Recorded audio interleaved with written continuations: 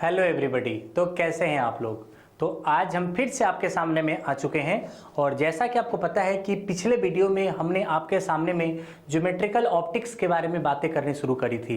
तो ये जो सीरीज हमारा चल रहा है उसमें हम ज्योमेट्रिकल ऑप्टिक्स के बारे में बात कर रहे हैं।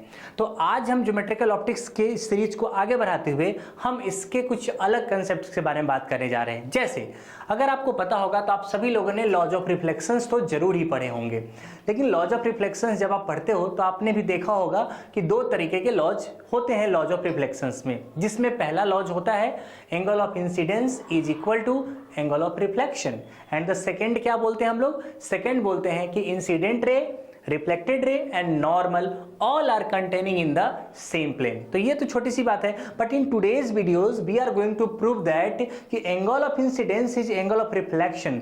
ये हमने सुना तो बहुत बार है, बट इसको प्रूव कैसे कर सकते हैं इसके बारे में बातें करेंगे। तो आज हम डिस्कस करेंगे angle of incidence is angle of reflection, it is valid for any kind of the surface, yes, and we are going to prove it, okay? तो चलिए, मेरा नाम है आलोक शंकर और आप देख रहे हैं एक खतरनाक सा प्रॉब्लम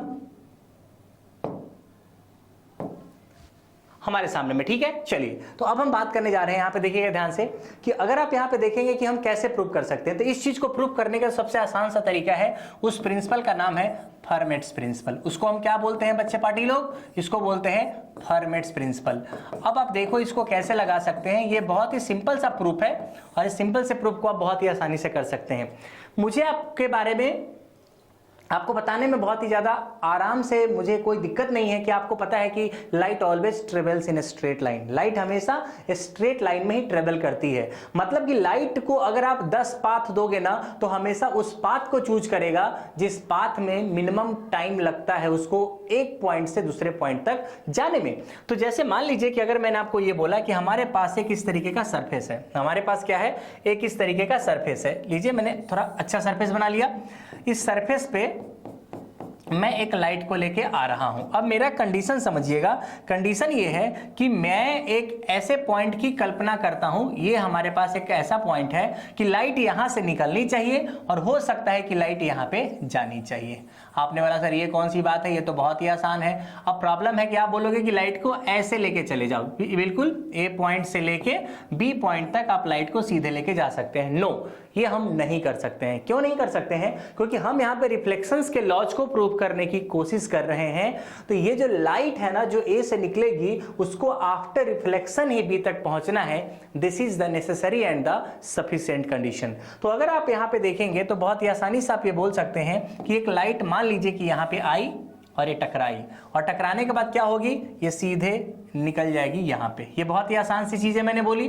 तो आपको पता है कि अगर कभी भी रिफ्लेक्शंस होते हैं तो जो ये एंगल है वो इस एंगल के बराबर होगा, मतलब angle of incidence angle of reflection के बराबर होगा। बट हम इसको प्रूव कैसे करेंगे, ये हमें पता तो है, बट हम इसको प्रूव कैसे करने जा रहे हैं। लेकिन आप सोचिए, अभी एक बच्चा मेरे को बोलेगा सर ऐसा जरूरी तो नहीं है कि ये लाइट बिल्कुल वैसे ही जाए। मैं बोला ऐसे कैसे हो सकता है कि ये लाइट आपके पास यहां से ऐसे निकली होगी और ये बिल्कुल आपके पास इस तरीके से गई होगी। क्या आपको बातें समझ में आ रही है क्या?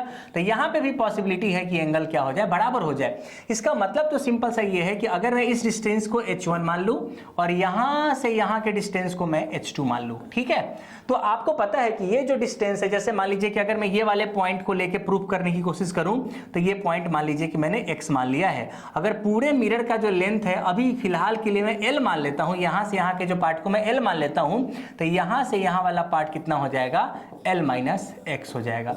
अब आप सोचिए कि लाइट यहां से निकली, हो सकता है रेड कलर वाली भी लाइट निकल के बी पॉइंट पे जा रही हो, और ये जो आपके पास डार्क कलर वाली लाइट है वो भी निकल के आपके पास कहां जा रही हो, बी कलर पे जा रही हो। लेकिन आप सोचो ना कि आपको नहीं लगता कि ये x वेरिएबल होने वाला है। अभी इस वाले केस में मैंने x इसको माना है, हो सकता है अगले वाले केस में मैं x इसको मान लूं, फिर अगले वाले केस में x इसको मान लूं, तो मुझे वो वाला x चाहिए। आप वो x मत समझिए, ये वाला x की बात कर रहा हूं मैं, मुझे वो वाला x चाहिए जिसके corresponding light consumes minimum amount of the time from travel from A to B. A to B को जब ट्रेवल करेगा ना तो minimum amount of the time उसको लगना चाहिए। तो कैसे कर सकते हैं, बहुत ही सिंपल। आप सोचिए कि अगर मैं रेड वाली लाइन को लूं तो मान लीजिए कि मैंने बोला कि मैंने इसमें T1 टाइम लगाना है, इस लाइट को T1 टाइम लगाना है और इस लाइट को T2 टाइम लगाना है। मतलब ये लाइट T1 से लेके T2 तक क्या हो रही है, जाने वाली है। तो आप मुझे सोच के बताइए कि जो टोटल टाइम आपके पास होने वाला है, क्या वो T1 प्लस T2 होने वाला है क्या? बिल्कुल होने वाला है। अच्छा, अगर इस पर्टिकुलर पॉइंट को मैं P मान लूं तो A टू P जो डिस्टेंस ट्रेवल किया जाएगा उसमें कितना डिस्टेंस है, AP डिस्टेंस है, लेकिन उसमें समय कितना लगा है, T1 लगा है। अच्छा, किस वेलोसिटी से चलेगा ये लाइट? ये v वेलोसिटी से चलेगा। आपको पता है कि लाइट जब कभी भी वैक्यूम या एयर में ट्रेवल करती है तो उसकी वेलोसिटी चेंज नहीं होती है, बिकॉज वो एक प्रकार की इलेक्ट्रोमैग्नेटिक वेव है और वो हमेशा 3 × 10⁸ के रफ्तार से ही चलेगी। हाँ, अगर आपने मीडियम चेंज कर दिया तो जरूर इसकी स्पीड चेंज हो जाएगी, लेकिन यहां पे तो हमने मीडियम को चेंज नहीं किया है। तो आपको नहीं लगता कि अगर आप यहां पे देखोगे तो बड़ी आसानी से बोल सकते हो कि यहां पे जो हमारा टाइम लगेगा वो AP/v, क्यों? क्योंकि डिस्टेंस अपॉन वेलोसिटी। और T2 क्या हो जाएगा, यहां से यहां, तो आप यहां पे लिख सकते हो BP/, वेलोसिटी। अगर मैं यहाँ पे AP के बारे में बात करूं कि यहाँ पे AP क्या हो सकता है, तो ये AP है। अगर आप देखोगे ना तो AP बड़े ही आसानी से आप कैलकुलेट कर सकते हो। ये हाइपोटेन्यूज है और ये x है और ये h है, तो आप इसको ऐसे लिख सकते हो x² प्लस h1²। लेकिन अगर आप BP के बारे में बात करोगे तो क्या लिखोगे बच्चा पार्टी? BP को आप कुछ इस तरीके से लिख सकते हो, ये पूरा L-x का होल स्क्वायर है और ये h2 का स्क्वायर है, तो यहां पे हो जाएगा L-x का होल स्क्वायर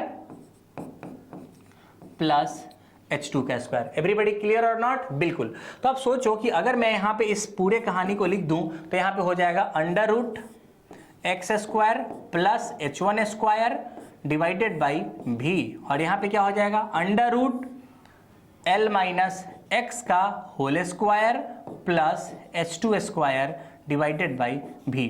अगर आप सोचो कि मुझे एक ऐसा टाइम निकालना है, इन सारे रेज में से एक ऐसा रेज का टाइम निकालना है जो कि मिनिमम टाइम को कंज्यूम करता होगा, तो आपको नहीं लगता कि आप बड़े आसानी से मैथ्स के हिसाब से बोल सकते हो कि फॉर मिनिमम टाइम क्या लिखेंगे?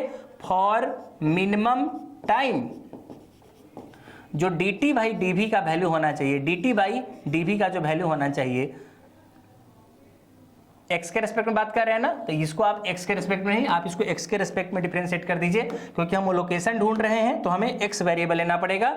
dt/dx इक्वल टू क्या होना चाहिए? 0 होना चाहिए, क्योंकि वेलोसिटी तो एनीवे क्या है, कांस्टेंट है। अब सोचिए कि अगर आप यहाँ पे इसको डिफरेंशिएट करेंगे तो कैसे लिखेंगे? आप लिखेंगे dt/dx इक्वल टू, अब सोचो कि ये 1/v तो कॉमन आ जाएगा, तो यहाँ पे 1/v को बाहर ले लीजिए और देखिए यहाँ पे √x का डिफरेंशिएशन हो जाएगा 1/2√x, और x कितना हो जाएगा?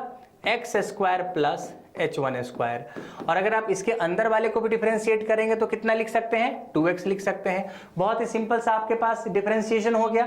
अब सोचिए अगला लाइन क्या लिखेंगे? प्लस। क्या लिखेंगे? प्लस। फिर से √x का डिफरेंशिएशन हो जाएगा 1/2√, और जो भी आपके पास है लिख लीजिए L-x का होल स्क्वायर, और प्लस हो जाएगा आपके पास h2 का स्क्वायर। सही है कि नहीं है? लेकिन यहां पे फिर से आपको ये पूरे कहानी को डिफरेंशिएट करना पड़ेगा। h2 कांस्टेंट है तो 0 हो जाएगा, और ये हो जाएगा 2 × L-x, लेकिन -x का डिफरेंशिएशन यहाँ पे -1 हो जाएगा, और ये पूरा का पूरा टर्म जो है ना वो 0 होना पड़ेगा। अगर ये पूरा टर्म 0 हो जाएगा तो देखो v भी आपके इधर आके 0 हो गया है, तो क्या बच जाएगा? ये 2 ने 2 को मार दिया। क्या हो गया यहाँ पे? 2 ने 2 को मार दिया, तो ये 2 से 2 चला गया, तो क्या बचेगा? x divided by √x1² plus h1²। सही है कि नहीं है? और इधर क्या बचेगा? ये भी 2 ने 2 को मार दिया, उधर बचेगा L-x डिवाइडेड बाई √L-x का whole square plus h2²। Sir अब क्या करें? अब बहुत ध्यान से देखेंगे ना, तो अगर आपने इस वाले एंगल को I माना है तो ये एंगल ऑटोमेटिकली I हो जाएगा। अब सोचिए कि ये जो I है तो इस वाले एंगल के कॉरेस्पॉन्डिंग साइन I का वैल्यू क्या लिखेंगे? देखिए ध्यान से, इस वाले एंगल के कॉरेस्पॉन्डिंग साइन I का वैल्यू क्या लिखेंगे? Sine I equal to perpendicular upon hypotenuse, तो x divided by this one, x divided by this one. Oh my god, ये तो साइन I लग रहा है, तो ये जो पूरा का पूरा टर्म है वो आपको साइन I देने वाला है। बट अगर आप देखेंगे कि ये जो हमारे पास r है तो ये पूरा एंगल भी क्या होने वाला है, r हो जाएगा। तो sine r equal to L minus X upon hypotenuse, तो ये पूरा एंगल कितना हो जाएगा, साइन r हो जाएगा। और अगर sine i equal to sine r है तो दोनों तरफ से अगर आप साइन को हटाते हो तो सिंपली क्या लिख सकते हो, i इक्वल टू r लिख सकते हो। क्या हमने प्रूव कर दिया, क्या बोलिए, कि एंगल ऑफ इंसिडेंस जो है वो एंगल ऑफ रिफ्लेक्शन के बराबर होता है। और ये इस बात का बहुत बड़ा प्रूफ है कि light always travels in straight line. Light हमेशा उस पाथ को ही चूज करेगी जिसको ट्रेवल करने में उसको मिनिमम टाइम कंज्यूम करना पड़ता है। तो भले ही लॉ ऑफ रिफ्लेक्शंस के बारे में हम स्टेटमेंट जरूर जानते हैं कि हमारा angle of incidence angle of reflections के बराबर होते हैं, but most of the time मैंने ऑब्जर्व किया है कि whenever students has to ask this particular question then they simply said कि no, ये मैंने प्रूफ नहीं किया है। तो इसलिए इस वीडियो में मैंने ये फर्मेट्स प्रिंसिपल का यूज करके आपको प्रूफ करा दिया है कि how you are going to say angle of incidence is angle of reflection. तो क्या आपको ये प्रूफ समझ में आया क्या? इससे ये भी बात पता चल गई होगी कि लाइट हमेशा शॉर्टेस्ट पाथ को ट्रेवल करेगी जिसमें आपके पास टाइम मिनिमम लगने वाला है। तो होप कि ये पूरा वीडियो आपको पसंद आया होगा। पूरे वीडियो को ध्यान से देखिए और बार बार रिपीट कीजिए तो शायद आपको इसको समझने में दिक्कत नहीं होगी। अगले वीडियो में मिलेंगे तो कुछ और इसी तरह की सुनहरी बातें करेंगे जिसको देख के आपका दिल गार्डन गार्डन हो जाएगा। तब तक के लिए सतर्क रहें, सुरक्षित रहें। मिलते हैं अगले वीडियो में।